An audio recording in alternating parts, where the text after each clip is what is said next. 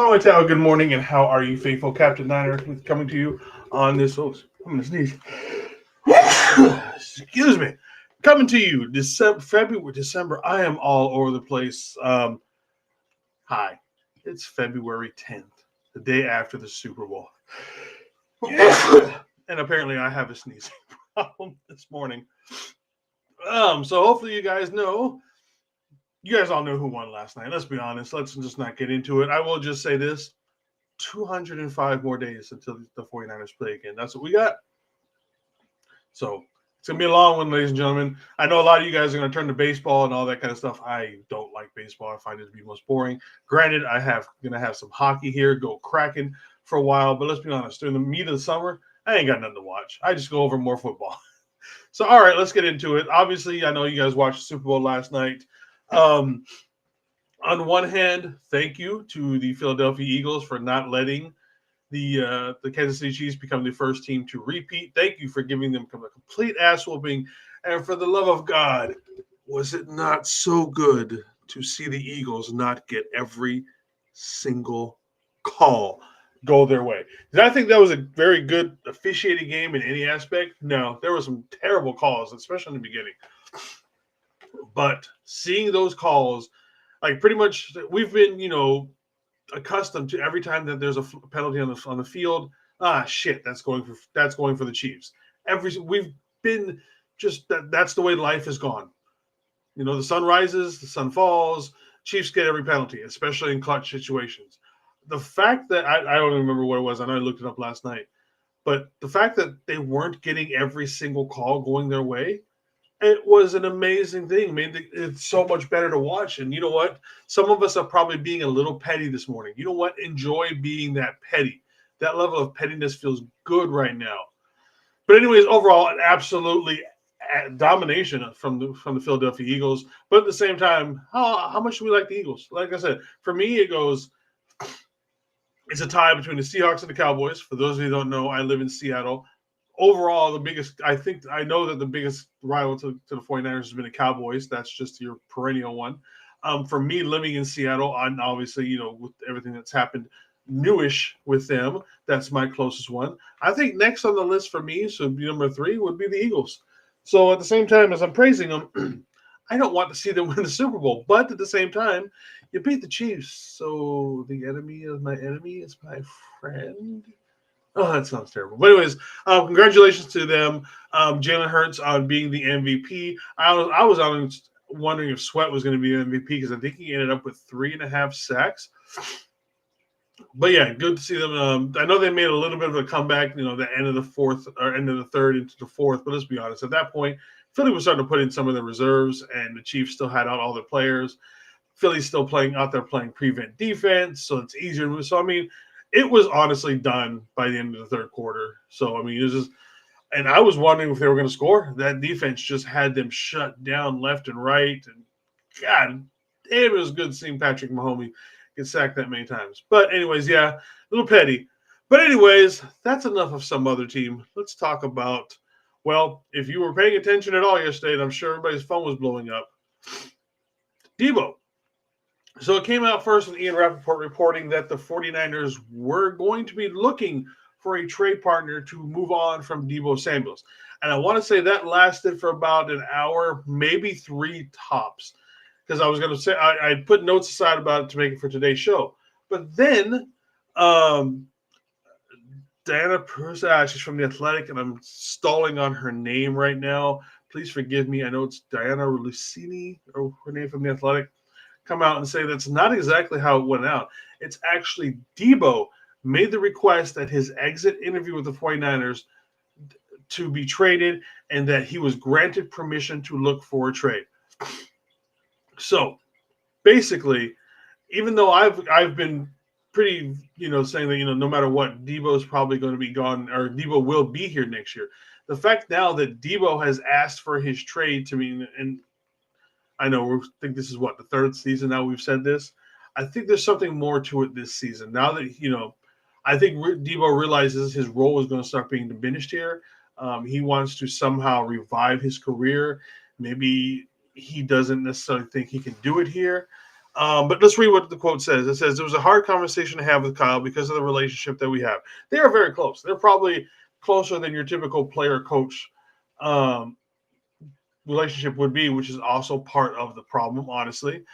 Samuel said, "But I have to do what's best. I am more than thankful for the Niners giving me the opportunity of a lifetime, but now I think it's best that we find another team." So basically, like I said, I think he knows some of the younger guys in here, they're going to start coming up. They're going to start eating into his opportunities, and that they're good, and they're going to, it's basically going to go away, and he's going to become more of a uh, basically the kick returner / trick weapon instead of being the offensive weapon. He's just going to be more trickster kind of a thing, which is probably something he doesn't want. I completely understand that. But so, like I said, up until hearing that, and then the rumor about him putting up his house for sale, which Larry Krueger had talked about, I want to say about a week ago, but nothing had been finalized or anything. Like no one could actually confirm it, but lots and lots of people were talking about his house where it wasn't for sale. Maybe it just wasn't listed yet. Maybe it's not looking. The question is, and I've seen this go back and forth between quite a few people, is what do you take for Debo? Honestly, I still think Debo's worth more than a fifth, but I think you might, if teams with injuries and all that kind of stuff, there's always a rash of injuries come, the first of the year, first couple of games of the year, training camp type thing, to where it's always settled around like one position group. Maybe this is the wide receiver year, like 2 or 3 top wide receivers get hurt, especially if it happens on like one team, kind of a situation, and you're desperate. You need somebody like, crap, we'll give you a third for Debo kind of a thing. So I don't think he's necessarily going instantly.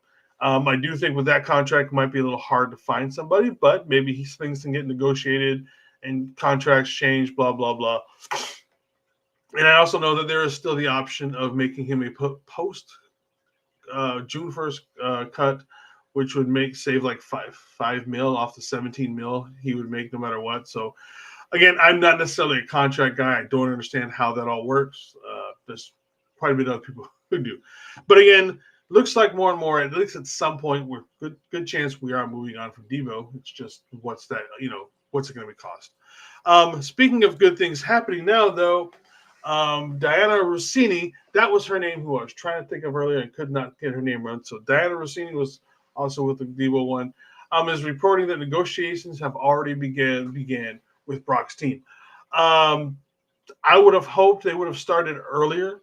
Like I figure, you give everybody a day, maybe a week after the season, and then you go right back to work, kind of a thing. So I would, so good to hear that they're going. Who knows? It doesn't say how far along they are in negotiations, but at the very least, again, I want this shit honestly done before the draft. This needs to be done before the draft. That way you can start working on all your other stuff that you need to get done. The holes you have to fill, with after free agency, like does Dre Greenlaw stay? Oh, if he doesn't, okay, now this is now linebackers of space that we need to fill in from the draft. Debo's gone. Okay, we got this guy. BA won't be back to start the season. We're gonna need another wide receiver in here. Probably, obviously we're gonna probably hire your trade for one, sign one kind of a thing, but maybe we need another one down the pipeline. So trade. So again, all of this stuff needs to be done prior to the draft. Let me bring up something like that. All right.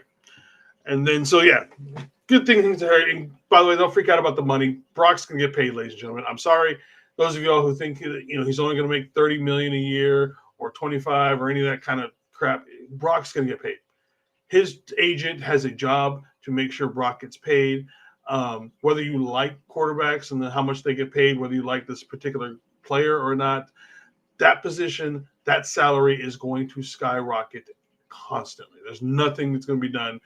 Honestly, anything under probably like 57, and his agent almost probably doesn't get another player because he's obviously way better than than Dak, all those guys. So why are we paying him the same, if not more?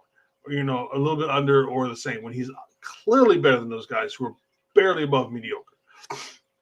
So be prepared for Brock to make a lot of money.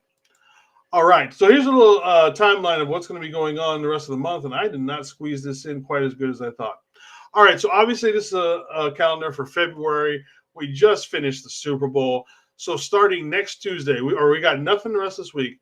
Next Tuesday is the first day that anybody can be franchised or transition designations. Any of that kind of stuff. For people who thought maybe we would franchise tag Brock or any of that, we can't even do that until next Tuesday. That is when all that stuff will come out. And then on the last week of February, from the 24th, and I want to say it's all the way to the 2nd of March, we've got the combine. So we are already up into this. So basically, for a lot of stuff for Niner Faithful Radio, we're going to kind of take this week off. Next week, unless something big happens for like all of us, I don't expect them to franchise tag Brock. I truly do not. It would just be dumb to franchise tag him because it just costs 10 times more money. So unless something like that comes along, don't expect big news on the Niners unless, obviously a Debo trade or anything like that. But then starting on the 24th, hopefully I'm working by then, and then these will change. I'm still going to do these in the morning, but I'm definitely going to be changing them up how I do them.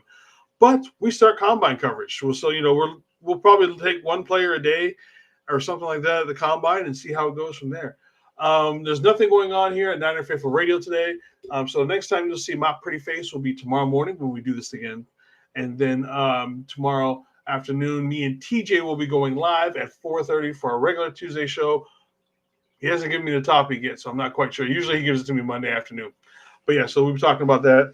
And then last but not least, ladies and gentlemen, thank you to the people at Goat Fuel. We are an affiliate here, or at least I am an affiliate here at the Captain and Coffee Morning Show with Goat Fuel, backed by the GOAT himself, Jerry Rice. Right now, make your order. You get 10% off if you use the link in the bio that I'm going to put down there. It's good for you. It saves you some money, puts some money in my pocket. Everybody is happy. And when you do order, make sure to get this nice, cool, limited edition gold Jerry can. I'm not sure what flavor that is. I think it's a tropical punch, I believe is what it is. But yeah, so please, again, if you're going to be doing any of that, make sure to use that link in the bio, in the information below, and get yourself some Goat Fuel. So until tomorrow morning, unless some crazy news pops up between now and then, Fafatai Ten Lava. Have a good day, faithful. One love.